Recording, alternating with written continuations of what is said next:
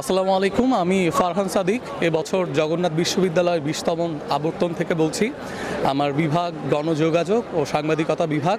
আমি 17তম আবর্তনে ভর্তি হয়েছি। আমি আমার অ্যাডমিশন লাইফ নিয়ে যদি কিছু বলতে চাই, বেসিক্যালি আমার অ্যাডমিশন লাইফটা শুরু হয় আমি যখন আমার কলেজ শুরু করি।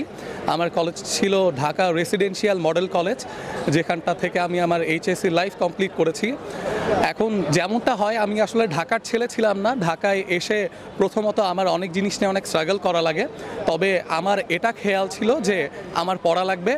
আমি যদি ভুল না করে থাকি, আমার ঠিক এসএসসির পরপরই আমার বাবা আমাকে কিছু পুরনো বই কিনে নিয়ে এসে দেয়, এবং সেগুলো বেশিরভাগই ছিল বিশ্ববিদ্যালয় ভর্তি কেন্দ্রিক, যেখানে বিশ্ববিদ্যালয় ভর্তির যে কোয়েশ্চেন ব্যাংকগুলো আছে সেগুলো ছিল। সো সেখানে আমি ভুল না করে থাকলে বেশিরভাগ বই ছিল জয়কলি পাবলিকেশনের, যার মধ্যে নোটেবল আমি চট্টগ্রাম বিশ্ববিদ্যালয়ের জন্য তখন জয়কলি পাবলিকেশনের কোয়েশ্চেন ব্যাংক সংগ্রহ করেছিলাম। আমি জিএসটি পরীক্ষার জন্য সংগ্রহ করেছিলাম। ইভেন তো আমি এখন জগন্নাথ বিশ্ববিদ্যালয়ে আছি, জগন্নাথ বিশ্ববিদ্যালয় এবছর থেকেই সিঙ্গেল পরীক্ষা নিচ্ছে। তখন জগন্নাথ বিশ্ববিদ্যালয় গুচ্ছের আন্ডারে ছিল। সো এরকম বেশ কয়েকটা ইউনিভার্সিটিতে আমি জয়কলির বই আমার একাডেমিক লাইফের, স্পেশালি কলেজ লাইফের শুরু থেকেই ফলো করা শুরু করে থাকি। এছাড়া আমি জয়কলি পাবলিকেশনের বাংলা বিচিত্রা কিংবা ইংলিশ বিচিত্রা, দুইটি বই আমার পুরো একাডেমিক লাইফ জুড়ে, কলেজ লাইফের কথা বলছি, যেখানটায় আমার ফার্স্ট ইয়ারের হাফ ইয়ারলি থেকে শুরু করে একদম আমার টেস্ট পরীক্ষা পর্যন্ত আমি সেখান থেকে আমার অনেক প্রবলেম সলিউশন পেয়েছি। আমি এর আগে চান্স পেয়েছিলাম চট্টগ্রাম বিশ্ববিদ্যালয়ের ডি ইউনিটে আমার ম্যারিট ছিল 892।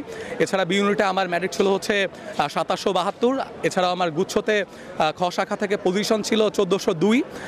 সো আমি পুরো কৃতিত্বটা জয়কলিকেও দিতে চাইবো আমার পারিপার্শ্বিকতার সাথে। আমি যেমনটা নিজে পরিশ্রম করেছি, আমার ফ্যামিলির প্রতি আমার সেই কৃতজ্ঞতা থাকবে। ইভেন দো আমার যে কলেজ ছিল, কলেজের আমার সিনিয়র, ইভেন আমার যারা টিচার ছিলেন, তাদের কাছ থেকে আমি ততটুকু গাইডলাইন্স পেয়েছিলাম। সো আমি চেষ্টা করেছি, আমি জেনারেলি যেটা ফলো করতাম, আমি যখন যেটা পড়তাম আমি চেষ্টা করতাম সেটা শেষ করতে।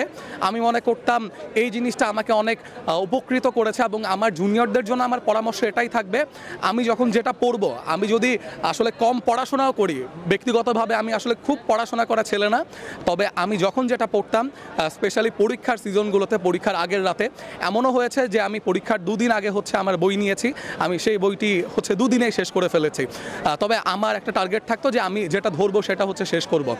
সো জুনিয়রদের জন্য এটাই পরামর্শ থাকবে, একাডেমিক লাইফে আপনি ডিটারমাইন্ড থাকবেন, আপনি খুব তাড়াতাড়ি আশা হারাবেন না। আমি মনে করি আশা ধরে রাখাটা আপনার জন্য খুব দরকার। 2-4টি পৃষ্ঠা পড়ার পর আপনি আশা হারাবেন না, আপনি ভাববেন না যে আপনার অনেক কিছু পড়া বাকি রয়েছে।